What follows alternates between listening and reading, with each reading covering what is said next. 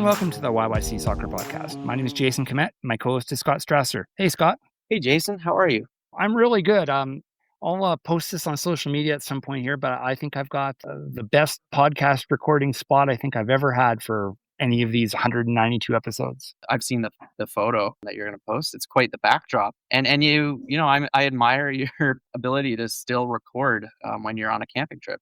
Well, we'll see how this all turns out. And hopefully the internet stays and I don't run out of battery when I'm editing, but we'll give it a go and we'll see how it goes. But we're here for like a bunch of days. So I figured why not just record it. We had a very full day. No one's doing much at our regular spot where everyone else is right now. So they're just chilling out. So just ducked away for a bit and go from there. So, but we've got a lot to talk about here. I was sitting around today and I saw the transfer news popping up and stuff. So a few things to talk about tonight, definitely. Absolutely. It's been a busy week in the Calgary soccer scene. Excited to delve into it as usual. So if you are a new listener to our podcast, what is the YYC Soccer Podcast all about, Scott? So we chat about soccer in Calgary at the amateur, post-secondary, and professional levels. We talk a lot about Cavalry FC and the Calgary Wild, but we also talk a lot about players from the city's soccer communities and grassroots and amateur teams. Basically anything with a Calgary-specific soccer focus, we are happy to chat about. Yeah, and this week we've got a couple games to review from midweek games. We've got Cavalry versus Supra and the Wild playing AFC Toronto, and a couple matches coming up this weekend. We've got Cavalry playing Inter Toronto and the Wild playing AFC Toronto again. And we have an interview this week. Scott, who's our interview with? Yeah, we chatted with Cavalry goalkeeper Nate Ingham. New signing this year, but a player we've been familiar with for a long time. We talked about a lot of stuff, including his other career, Jason. Yes, his career in the food and beverage industry. He's definitely a guy. If you want a wine recommendation, he's the guy to talk to. Yep, he's a certified sommelier and also a bar manager for a new restaurant at Spruce Meadows. So he's wearing a couple of different hats at the moment, but it was great to talk to him about mostly about his footballing career, but also his expertise in the field of wine and hospitality. So excited to run that interview, Jason. And we also have, of course, Alberta Premier League to talk about. Absolutely. Yeah, Alberta Premier League is getting near the end here. So we will get to that. But let's start off with Cavalry FC. Hey guys, it's Nate Ingham, and you're listening to the YYC Soccer Podcast. So we were both at the match on Tuesday night at Spruce Meadows, Jason. Cavalry earned a dramatic 2-1 win over Supra de Quebec in the Quebec team's first visit to Spruce Meadows. I guess technically second visit since they were here on June 28th, but of course it was too rainy to play the game that evening, so this game had to be rescheduled. A beautiful night, great weather, not smoky. A game that started well and finished well for the Cavs, but for most of the 90 minutes, they really didn't look at their best. But fortunately, Amir Didic and a debutant in goal managed to bail them out. Yeah, it was definitely Joe Holiday's night. After 3.5 years of waiting for his chance, he played his first CPL match with Cavs, and I don't know, what more can you say? Quite a great debut on his part. 2-1 victory for Cavalry, and he made some really big saves. Yeah, didn't get the clean sheet, but 2 big saves, especially one at the death after Cavalry had already gone up 2-1. So really rescued the 2 points with a really nice reflex save, which he talked about a bit in the post-game press conference. Yeah, what a night for Joe Holiday. He's really bided his time, deputizing for the likes of Marco Carducci and Nate Ingham, who are 2 of the CPL's best ever goalkeepers. He's been really patient. He's played a lot of games for Cavalry too in the Alberta Premier League and League One Alberta system over the last few summers, but finally got his chance. His first CPL game since I think it was FC Edmonton's last game when he got to play. But yeah, he really showed his mettle, didn't he? Definitely. Why don't we run down the goal scoring in this one? Very early on, I think it was in the second or third minute, Cavalry opened the scoring. Nate Edwards, what a strike. That was really nice. Yeah, and unfortunately, Jason, I missed this one. Differently than usual, I was actually watching from the stands and was close to where this shot was struck from. But I was there with my family, and I was just kind of trying to settle my son, and I was looking away when Edwards took this strike. But yeah, great shot from him outside of the box, curled it into the top corner to put Cavalry up 1-0. Yeah, just 2 minutes after the game kicked off. Yeah, and then it kind of just went on, and then we got into the second half, and in the 55th minute, Supra tied it up. Yeah, from Keyshawn Ferdinand. Also didn't see this goal very well, but I think it was a deflection off of someone else's shot that hit him in the torso and went in. But yeah, 55th minute, 1-1, and from that point on, it felt like this game was going to end in a draw. It really did. Like you know how sometimes you feel like a goal is coming, and I really didn't feel like a goal was coming for Cavalry, even though they were pressing. But then when they absolutely had to, they did. Yeah, this was 93rd or 94th minute. It was well into stoppage time. Cavalry had a couple of corners from this same corner, Jason, and they hadn't done anything with them. But on this occasion, I think it was Toby Warshevsky managed to pick out Amir Didic at the back post. And you know, we've seen Dan Klomp score these kinds of goals in the past, but I guess this time it was Didic's turn. He got his head on it and guided it into the corner. So great finish from him to give Cavalry the 2-1 lead with just a couple of minutes left on the clock. And, you know, I said I didn't get a great view of the other two goals. Unfortunately, I didn't get a good view of this goal either because I was actually in the middle of a conversation when it happened. So watching as a fan, Jason, I didn't see a lot of the big moments in this game, but obviously super exciting when this one went in. And yeah, that gave Cavalry the win, although as mentioned, Holiday did have to produce some heroics just a few minutes later.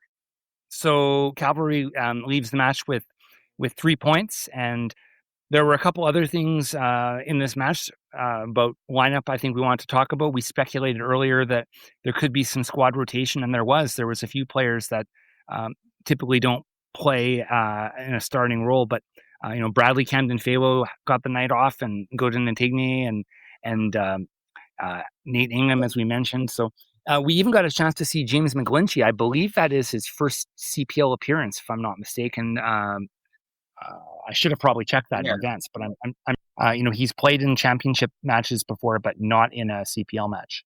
Yeah. Cool. I can hear the bird. Yeah. That's not the typical background noise, is it? Yeah. James McGlinchey came on as a late sub. I think Owen Antoniuk also got some minutes. As mentioned, Joe Holiday getting his first ever start for Cavalry. So definitely rolled the bench a little bit. I think that was to be expected with this game sandwiched between two other matches. And considering that Supra hasn't been that competitive in the CPL as of late. But no, Supra actually looked better than I expected, Jason. And they really pushed Cavalry right to the end of this one. But yeah, I actually saw some players up in the stands. I think Eric Kobza I saw, and I believe it was Harry Payton. Could have been just a lookalike. But yeah, definitely a lot of the players we've gotten used to seeing this season were given some reprieve from the rigors of playing 90 minutes. Yeah, it was kind of a who's who in the stands at Atco Field on Tuesday night. All right, well, with that match behind us, another one's coming up again here.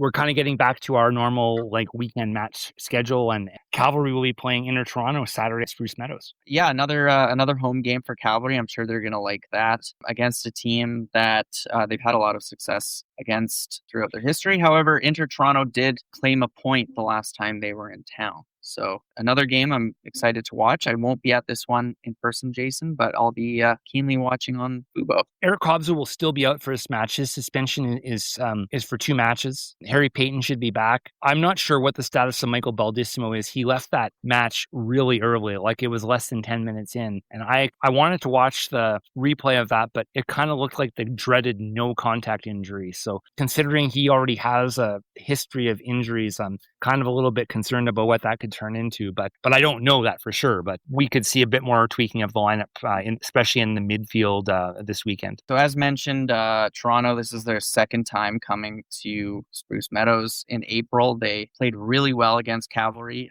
came out with a 1-1 draw. However, the last time these two teams played, it was not close. This was in June at York Lions Stadium, and Cavalry ran riot over Inter Toronto, winning 5-1. That was the game where it looked like Mauro Eustachio just got his tactics completely wrong, because Toronto just seemed to have nobody back on defense, and Cavalry just had constant breakaways and 3-on-2s and 2-on-1s all game long. Yeah, for sure. Before we wrap up on Cavalry, we can talk about one player with a long history with the Cavs leaving the club, and a very young new signing to the club. Yeah, we learned, I think it was today, that Max Pipegrass has transferred to Pacific FC, a guy who played a lot last season but has not been called upon at all, or maybe just once or twice this season, Jason. I think he's had a couple of appearances, but that's it. Yeah. I'm not sure what happened with that relationship, but despite the departures of Shamit Shome and Diego Gutierrez,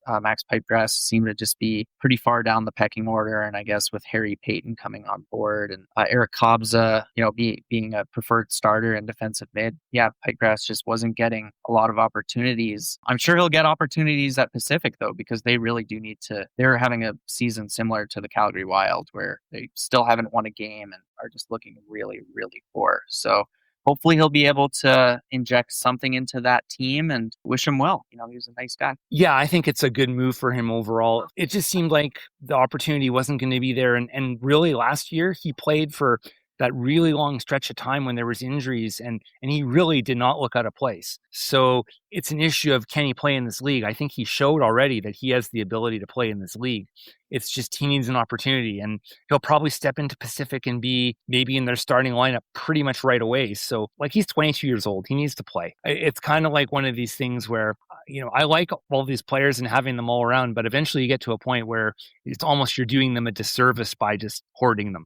Right. Yeah, for sure. So while Max Pipegrass does leave the club, we did see a new signing, so to speak. Cristiano de Sousa has been signed to a development contract with Cavalry. He's not new to the club in the sense that he did play for Cavalry FC 2 in the Alberta Premier League this year. Very young though, Jason, just 16 years old. Yeah, he's been the preferred starter for Cavalry too this year in the APL.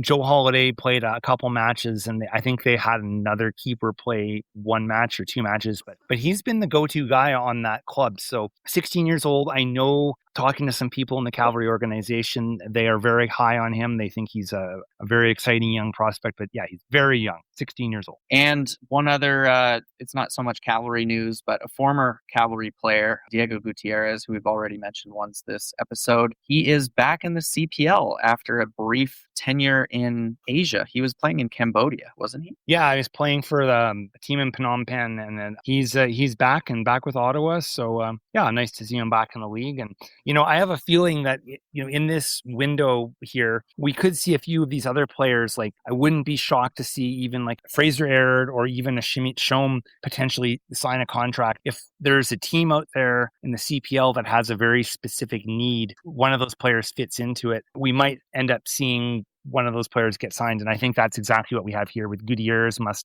just fill a specific role for Ottawa that they need, and they're going to utilize that. All right, Scott, I guess maybe now's a good time for us to run our interview with Nate Ingham. Right on. So let's do that now.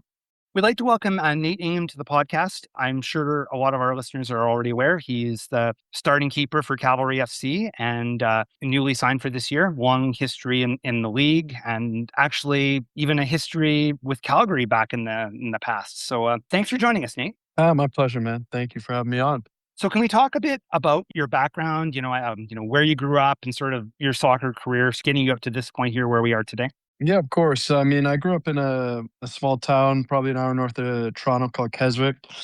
Best known for hockey, for sure. A lot of guys, former and current hockey players in the NHL, and soccer was not a sport growing up. So thanks to a lot of commuting, a lot of time and energy from my parents, I kind of carved out a club career and got in a good place to get a scholarship. And that was kind of always my goal from, 15, 16, thinking I could get a scholarship, get my schooling paid for, and kind of start life. So went down to Florida Gulf Coast University, which was a good D1 program, like a top 25 kind of mid-major. And that was enough to get me on the radar. And yeah, it was, to my surprise, kind of put myself in the shop window for the pros. And then, yeah, a kind of long career it's turned out to be. So time in the NASL, time in the USL, lots of time in the States. And then when the CPL came around, it was a project all of us were super excited about, something you could be proud of, something that we, would have loved to have growing up. Kind of found a home here, and yeah, I've been trying to push this league forward as a goalkeeper, player, ambassador, whatever you want to call it, for the last 8 years. And were you always a goalkeeper, Nate, or did you shift to that position? I didn't really start playing soccer until I was probably 10 or 11, and always a better goalkeeper than field player. Always enjoyed playing in the field more than in net. So up until about 14, I could get away with doing both. And then when I made my move to Ajax, one of the top clubs at the time in Ontario, that was like, you got to make your decision here. And I was lucky enough to play under Tom Croft, who was known for in Ontario, just kind of taking a group from 13, 14 years old up until they graduate high school, getting them off to university, and then kind of restarting. So I was fortunate that he had taken over my age group for Ajax. And I think he had already done 1 year with the team before I joined. But when I met him and saw what they were doing there, that was a no-brainer. I had no problem, kind of deciding that I was going to be a full-time goalie with the right coach, with the right team, in the right environment. And it's always a big ask, right? As a goalie, with your parents kind of driving you and committing so much time and energy to, sit on the bench for half the games or 30% of the games or whatever that is. So you really do need, especially because we're driving an hour every day.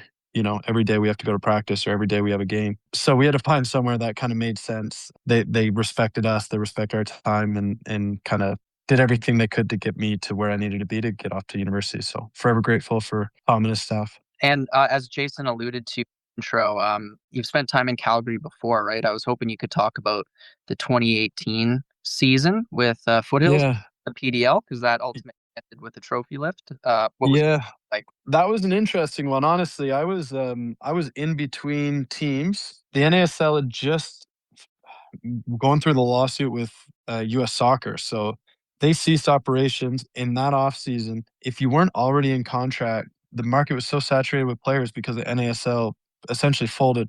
So there was like 250 playing jobs just gone. So they were taking top players from NASL and USL and kind of making teams within USL, and obviously a few lucky ones into the MLS. And at the beginning of the offseason, I had a couple options, and the money was so bad that I was like, oh, there's no chance. Like, I wouldn't do that. What I didn't realize at the time was how serious the situation was, and I just couldn't get anything by the time, winter and spring was coming along. So I got a call out of the blue from Nick Ledgerwood. I was going to keep training in Ontario, get myself ready to go to Portugal in the summer because there was a connection there. And Ledgerwood gave me a call and was like, hey, what are you doing? I was like, man, I'm just kind of on my couch. Like, I go to the gym in the morning, try and get touches on the ball. And that's essentially my days. And he goes, well, I just started training with Calgary. Obviously, the CPL starting next year. They're one of the groups with the team. And he kind of sold the situation. It was just like, if you want to get over here, I'm sure they'll, cover your housing, give you a couple bucks, and you can train at least until the summer and, see how that looks. So I told him, fair play. Give Tommy my number. Tommy called me. We had a really nice chat, saved me from myself a little bit. And at the time, I was living downtown Toronto, probably a condo over from Serge Camargo. And we were training together. He was in the same situation. He had just won MLS Cup with TFC. He didn't get re-signed, and neither of us had anything coming up. So I was like, I'm actually training with Sergio Camargo. He might want to come over as well if you're interested. So sure enough, Tommy talked to Serge the next day. I packed up my condo within the week, started driving across the country, and that's how the two of us made it to Calgary. And I was there for a few months. Pittsburgh came in and signed me before anything. I played a handful of games, I think. Went down to Pittsburgh in the USL, and then Serge stuck around. Obviously, first ever signing, and always had a great relationship with the club, with the players that have been around. And as my contract was coming to an end, Tommy was eager to kind of get me here now. I've been eager to get to Calgary for a while, just for life outside of soccer. I think this is where I'm going to live when my career's done. So the stars aligned. A long road to get us back together, but certainly don't think I would have ended up here if it weren't for that 2018 stint. What's it like, though, to join the team that you played against in the 2025 final which happened to be your last game in Ottawa, especially considering kind of like how that game was like, the legendary status of that game already. Yeah, it's weird. As this season was coming to an end, obviously I was renegotiating with Ottawa. Calgary had already sent out an offer too, and I didn't know what I was going to do, but I realized after the semifinal when Calgary beat Forge, I go, if Calgary comes here and beats us and lifts the trophy, I can't go to Calgary. So that whole week leading up to the game, I kind of was like, geez. It was a weird feeling. It was a lot of stress. It was a weird emotionally leading up to that game. Obviously, a lot of pressure. We felt like we had done enough that season that we deserved to lift a trophy. But that's not always how it works in football. I'm glad it went the way it did. Obviously, there's a ton of respect between, I think, all of us, myself specifically, and the Calvary contingent. So everything that was said after the game was just like, it was really cool. Whether it was Tommy or Ledge or Serge or, Klompy, a lot of them just saying like, if we had to lose to someone, I'm glad it was you. Congrats. Enjoy it. There's just so much respect back and forth. And the sad part is, since it was such a crazy game and an exciting thing, it would have been fun to be around at the beginning of Ottawa this year to let do the fans and raise the banner and do all those little things and reminisce a little bit.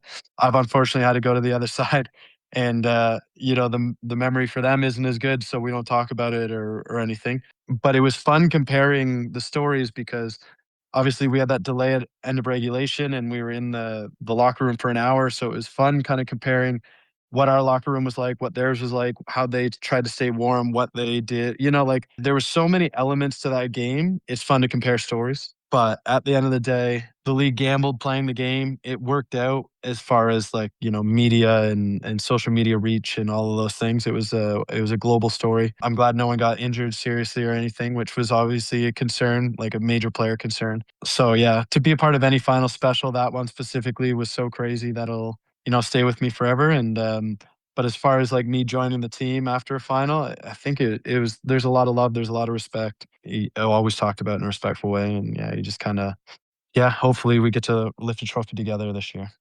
Nate, you talked about Calgary probably being where you'll lay down roots after your playing career is over. And I think that alludes to something we wanted to ask you about, which is the other hat you wear when you're not keeping goal. So can you talk a little bit about your other, guess I could say, career, right? Like in hospitality as a sommelier. And can you talk about some of the other things that maybe brought you to Calgary? Again, going back to when the NASL folded and I didn't necessarily know if I was going to get another contract or not, there was this brief phase probably in the late winter, early spring where you just realize that, your soccer career might be over and your identity from, I don't know, 10 years old to however old you were at the time was based around being a soccer player. I was always introduced. It's like, oh, this is my friend Nate, or this is my son Nate. He plays soccer here, or he's down at university with a scholarship. Or if I was at school, it's like, oh, I'm in class, but it's Nate, he's on the soccer team. Like you realize like how much your identity is tied to a single thing. And when that thing's almost taken away from you, it's this really scary is one word for it, but there's like also the sad feeling.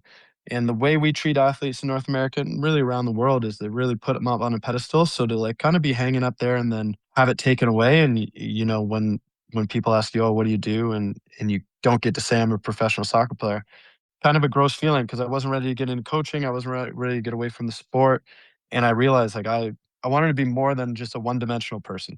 So that's how this really started. So now I worked in kitchens from when I was like 12 years old up until 20. I went to school for hospitality resort management with a food and beverage concentration. I always worked in my summers in restaurants. And so it was always tied to me. But around that time when I thought my career might be over before the chat with Tommy and Nick, yeah, I kind of buckled down and was like, okay, let's kind of take this more seriously. Started working in nicer places, started learning a lot more, started making a decent amount of money on the side. And then it's just like kind of it's always been something I've really appreciated, food and drink. And it was a hobby kind of turned into a profession. And then it's just gotten away from me. So, I'm still cooking a ton, but not professionally. I've been running restaurants. I was lucky enough to manage a cocktail bar that was in top 15 Canada years ago. I was running the bar program at Matsy, and that was, brilliant. I learned so much. I learned under some of the top bar directors in the city, and it's just been one thing after another. And And before I was managing restaurants, I was like, okay, well, I don't have the time commitment to manage. So, that's when I got my somm. I'm like, oh, I can learn on the side and do my sommelier, and that's an easy one, right? So I was trying to think of things I could do. Like I did my coaching license as well for soccer. Just trying to think of things I could do in my free time that wouldn't affect my day to day with soccer. And then, yeah, just crazy how things happen. But yeah, I ended up taking over couple restaurants. And then with Spruce Meadows opening Foxtrot, that was a major opportunity for me to get over here and see what that was all about, and just kind of really ingrain myself in Spruce Meadows, and then just kind of remake my name here as a footballer. Obviously, like I think my reputation in Ottawa was quite good when you look at hospitality. I was well known in the hospitality industry for what I was doing, and I was well known in the sports industry for what I was doing. So that was really cool. And then I know I have to rebuild that here. So this is the beginning of it. It's been a good start with football, definitely. And I got big shoes to fill, obviously. The club's been so successful for so long. So I'm just trying to just do my kind of re-go through my apprenticeship here in the Calgary soccer world and in the Calgary restaurant scene. So long way to go. Been a difficult 6 months, but all in a good way. Just a lot of hard work and starting to earn a bit of respect across the board, and hopefully that doesn't stop. We prepared a couple questions about wine we wanted to ask you about. So Oh, sure, yeah. could you give us a couple of good recommendations for a red wine under $30? Oh, yeah, of course. So I always kind of go through the same bullet points if someone's asking about wine. Like my first question is, do you like New World or Old World? New World obviously being like USA, Australia, New Zealand, and then Old World being more France, Italy. I'm not going to name all of them, but and it all depends kind of what your taste is. If you like kind of the fruitier, lighter, oakier wines, you're more of a New World person. And if you like kind of those darker, more tannic, I mean, you can't even put them in these boxes, but I can kind of get you. So it all depends what you already drink at home. And then I would always ask kind of what grapes you normally drink at home. And then I'll give you recommendations based on that. Something similar to what you already drink, but a little bit different. So for example, if you're an Old World drinker, it's summer. If you still want to drink red wines, like lighter reds, I'm all about. With food, Pinot Noirs are amazing. The fun thing about Pinot Noir is like very thin skinned grape. It takes a lot from its terroir. It takes a lot from what's around it. So I always joke like the best wine I've ever had in my life was a Pinot Noir, but the worst one I've ever had in my life was also a Pinot Noir. So like that's how much they can vary. If you like those lighter reds, try Gamay. Go into the store, look for Beaujolais, which is a village in France. A little bit underrated. The wine world knows it and loves it. You can get $25 bottle of Beaujolais, drink it slightly chilled in the summer. You can't beat it. So that's kind of the world I'm living in right now. And then some really nice whites or like sparkling. There's some like Cremant is a great sparkling wine. That's like the next best thing if you don't want to spend it on champagne. The world's endless. So it all depends what you drink at home, and then happily I can give recommendations. Typical game, not like a championship, not anything like a remarkable game, just a normal game. But it's time for an post-match beverage. Any particular favorites? Is it going to be a beer, wine? What are you drinking after a game under normal circumstances? How'd we play? Well, did I throw two in my own net, or did I clean sheet? How about let's say clean sheet and the win? After the game, right away, I'm crushing like my protein shake and usually whatever I have left of my electrolytes and my Gatorade and that just kind of replenish the body. And then usually you're pretty depleted. So after a game, and you can kind of justify it, is like something a little unhealthier. So I might have like a nice pint or like a whiskey and Coke. So that sugar, kind of that glycogen replacement.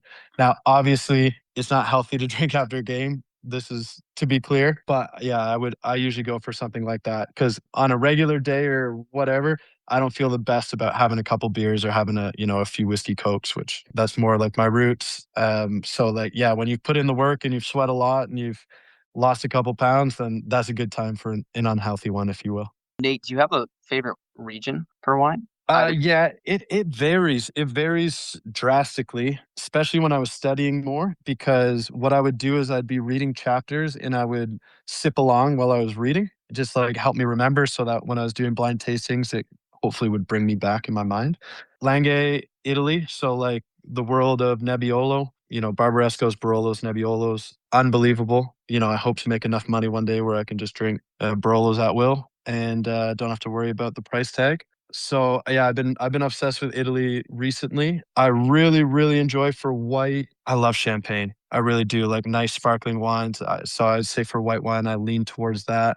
But like a good Chenin Blanc or a good, yeah, like it just really does vary. But let's say the world of Barolo and the world of champagne would be my first two that came to my mind. Playing under Tommy Wheeldon Jr. again after 8 years since you did the first time. How has that been like? And then how do you say your relationship with him has kind of evolved over your career? And how has he maybe evolved as a coach?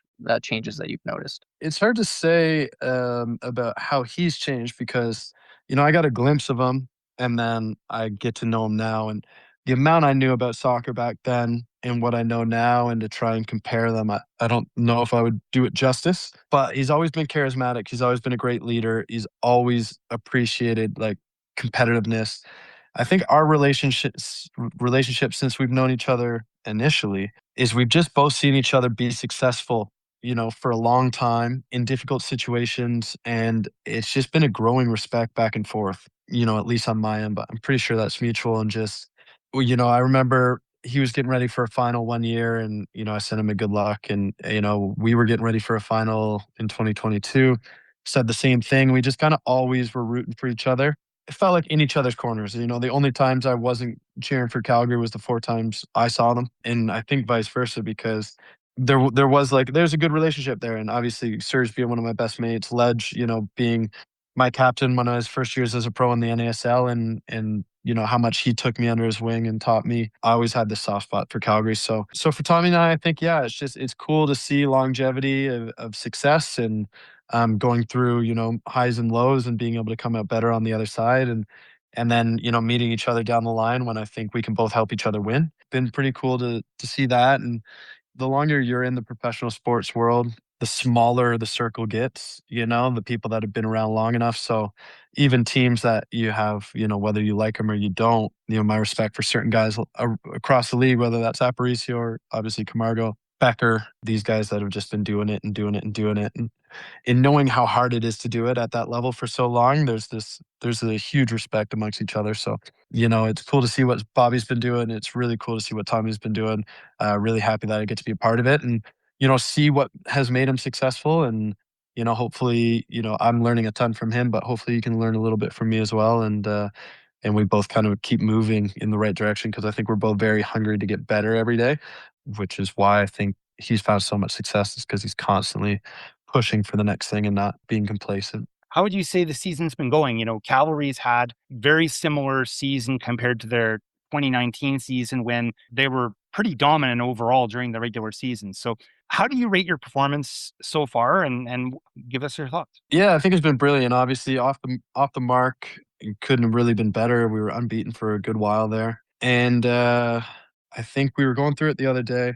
Second best points total in Cavs history through the first half of the season, with the exception of 2019. Second most goals scored in the history of the Cavs, with the exception being 2019.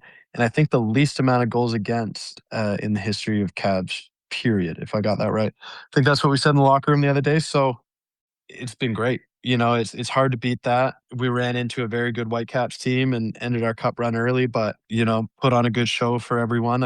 I think the home game, we could have won by a couple there and made things really interesting. And they end up, as we're pushing for our next one, they end up getting one at the end. We tie, but I think that shows the quality we have in our group. We're not talking about a Whitecaps team from 6-7 years ago where they're struggling to get in the playoffs. We're not talking about a Montreal or Toronto right now. We're talking about, leaders in the Western Conference, Champions League finalists, MLS Cup finalists. We're talking about an extremely good team that we went toe to toe with, and that was pretty special. So when you look at what this team's capable of, getting results against teams like that is pretty amazing. So I think, as a grading scale, I would have this an A, room for improvement. And in the second half of the season, we're going to spend a lot of time at home, which is going to help us a ton. So we've got tough trips out of the way already.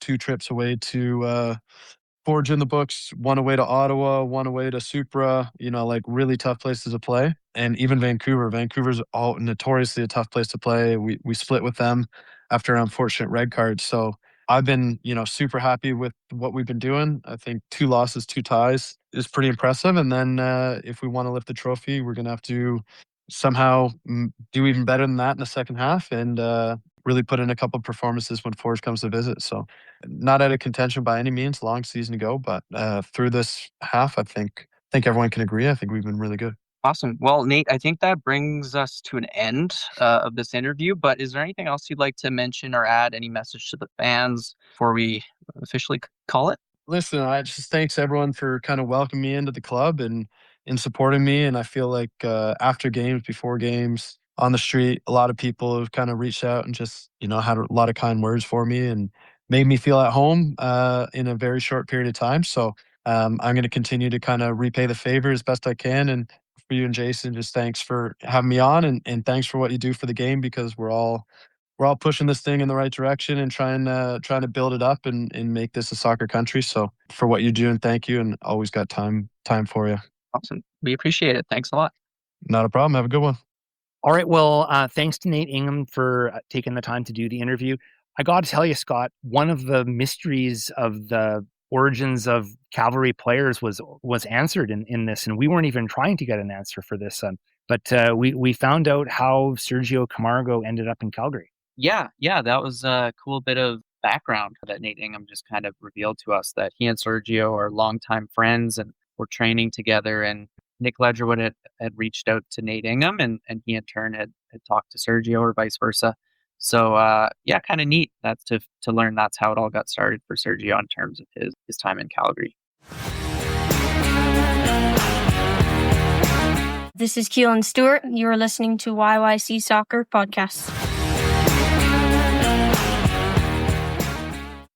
All right, so same night that Cavalry played Quebec, Calgary Wild were in action out in Toronto, taking on AFC Toronto at McMahon Stadium. Another loss for the Wild, Jason, not to be unexpected. And it was a Calgarian who got on the score sheet. Yeah, Kaylee Hunter scored a penalty kick in the 50th minute, and that was the only goal as AFC Toronto won 1-0. I have to admit, I only watched the first half of this and then the highlights for the second half. But I would say in that first half, like, the Wild looked better on defense, I'd say. I don't really think they generated a lot of offensive opportunities when I saw them, but they did seem to have a little bit more of a shape defensively. Like in that first half, AFC Toronto had the lion's share of possession and they were getting shots. And I would think in some earlier games, the Wild would have wilted and allowed in at least a couple in that first half, and they held firm. So again, incremental progress, I guess. But yeah, at the end of the day, they didn't score and they didn't get any points. Mm-hmm. And Jason, we're going to talk a lot about new signings the Wild announced shortly before this game, but I guess it's worth pointing out that most of them did not start. We saw Hannah Botten start again alongside Jackie Swicki in defensive midfield, but the other players who were named to the roster just a few days ago were on the bench. The starting lineup was very similar to the one from the week before, but yeah, we've got 3 other new players, and a couple of them were on the bench and actually did appear as substitutes in this match. Yeah, we can talk about all 3 of them, but I think Leah Blaney is definitely understanding that there have been some defensive depth issues on this team, and she has made an effort to plug that up a bit. Yeah, definitely. We, as mentioned, received a press release. I think it was on July 28th, so that would have been Monday, maybe. 3 new signings joining Hannah Botten. So those include Americans Taylor Otto and Madison Pogarch, and then Canadian center back Frederic St. Jean. Yeah, I think definitely those players are signed with defense as their main priority. Yeah, both Taylor Otto and Madison Pogarch are both the defenders. They're both experienced. They've been playing pro soccer for a while. Otto is 26 years old. Pogarch is 28 years old. I think Pogarch is primarily a left back, and Otto, I believe, mostly a central defender. They've spent time in the NWSL. Otto's played some in Australia. Yeah, they're experienced pros, and I think on the back line, that's what they need. So I think those 2 additions are probably going to make a pretty quick impact. And then the third player they signed, a center back who is just out of school. Frederic St. Jean, returns to Canada after playing for the University of Buffalo. And she was a 2-time first-team All-MAC selection and multiple All-Region honoree. And she's originally from Montreal. So I think all three of these players have either, pro or NCAA Division I experience. Pogarch spent time with the Portland Thorns, San Diego Wave, and Utah Royals. And she also played in Sweden's top division with Hammarby. So excited to see how these players do and if they can help lift this team's spirits in the second half of the season. So we'll see if there'll be any more signings. At this point, the club has 24 players under contract and all the import roster spots are filled, except that I think Ali has been put on the long-term injury list. So she's on that list. So that means that her roster spot and an import spot should be available. They may have the ability to bring in one more import player. And one thing about the Wild right now is they sure have brought in a lot of Americans. This is the 7 Americans on the club right now. Yeah, you and I were texting about that. It's a super American heavy team, and we were wondering why that has been the case. Well, I looked at the imports on other NSL teams, and there certainly are some teams that have, more than one American, but certainly not quite as American heavy as the Wild. And yeah, I don't know what the reason is behind that, or specifically, you'd almost think that there could be some Australian connections. And well, Taylor Otto has played in Australia in the A-League, but I don't know. I'm not sure exactly what the reasoning is, but I think from my point of view, if these new players can defend, I don't think it really matters where they come from. I think we also talked, Jason, it seems like these signings pour water on the rumor that we kind of helped peddle for a long time that Izzy Monk might potentially sign with the team. Yeah, I think so. I think one thing that I didn't really realize about Izzy Monk previously is I kind of was always under the impression she was a bit more of a central defender, but I think she's more of a fullback. So there isn't tons of room really on this roster for a fullback right now.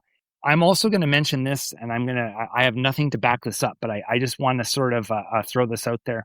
Madison Pogarch, her spouse is 32 years old, and she's a right fullback who has an extensive pro, like NWSL history, and she's currently a free agent.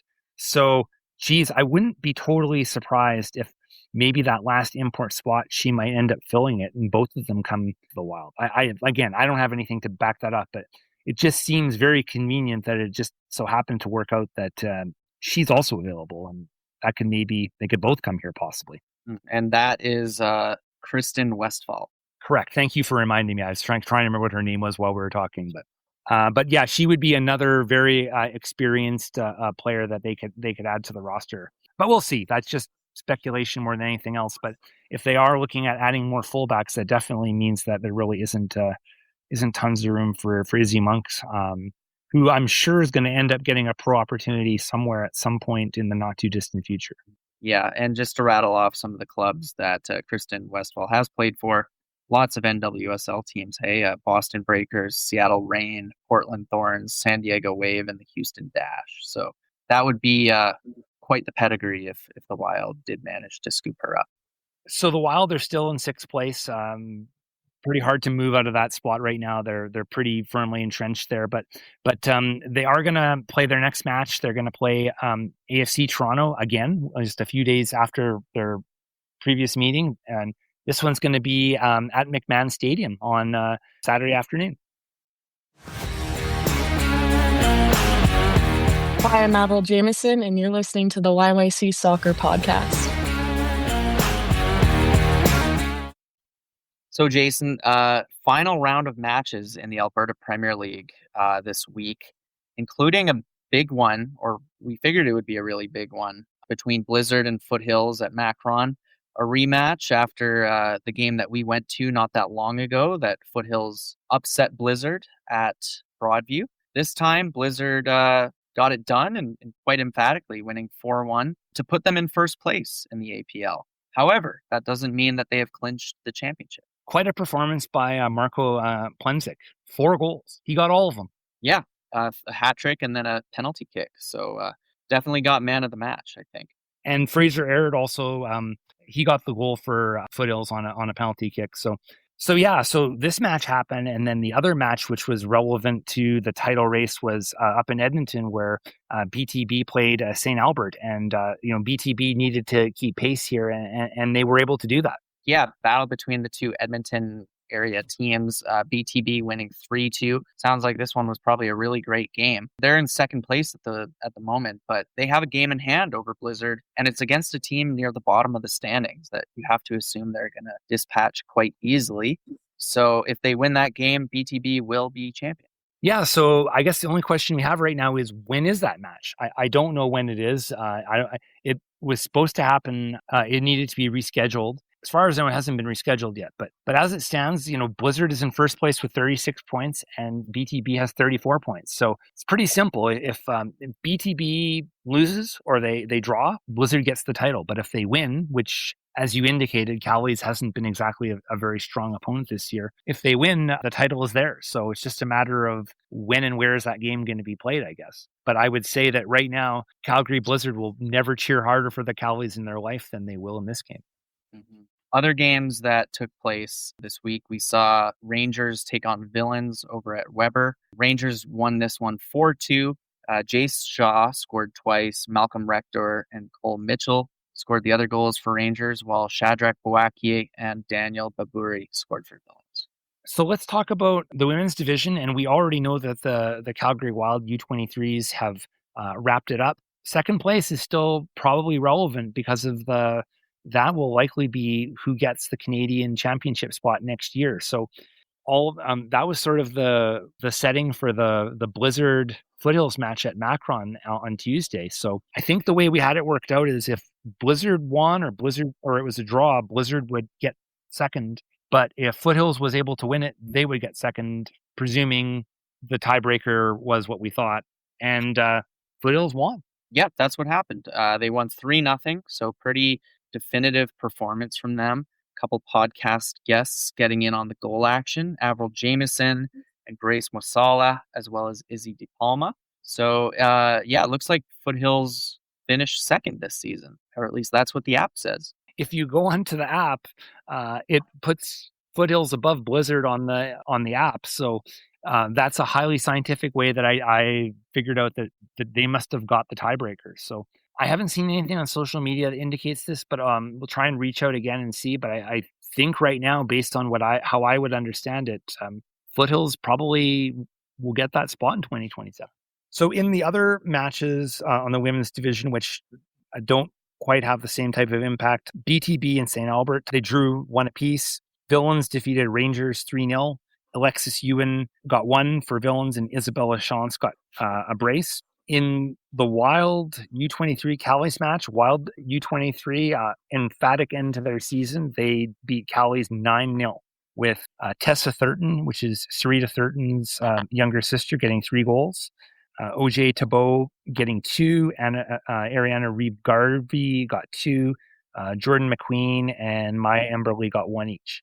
So that kind of wraps up, I think, the season for the most part, really with the exception of a couple of these makeup games. I have some final results on the Golden Boot race, which I guess could potentially change depending on these makeup games. But guess what? We have no real definitive Golden Boot leader. On both the men's and women's side, it was a 3-way tie both times. Interesting. I didn't realize it was that close. Yeah, well, on the women's side, 9 goals. Avril Jameson, McKenna Walker, and OJ Tabot from Wild U23. On the men's side, it was 12 goals. And the 12 goals were Fraser Aird, Marco Plenzik, and Noah Schelt. Mm-hmm. I think Noah Schelt, he's with BTB. Or BTB? Or St. Albert.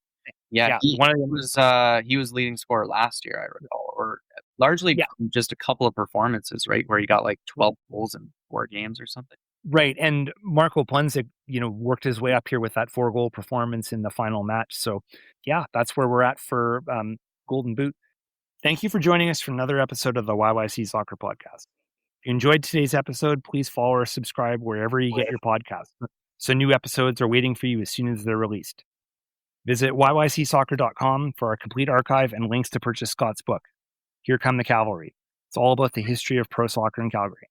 We love your feedback. Leave us a question on the website, Connect with us on X, Instagram, or Blue Sky, where our username is at YYC Soccer 403. If you have a moment, please leave us a review. It really helps other soccer fans discover the show. We'll be back soon with more stories from Calgary's soccer community. Until then, keep supporting local soccer, and we'll see you at the match.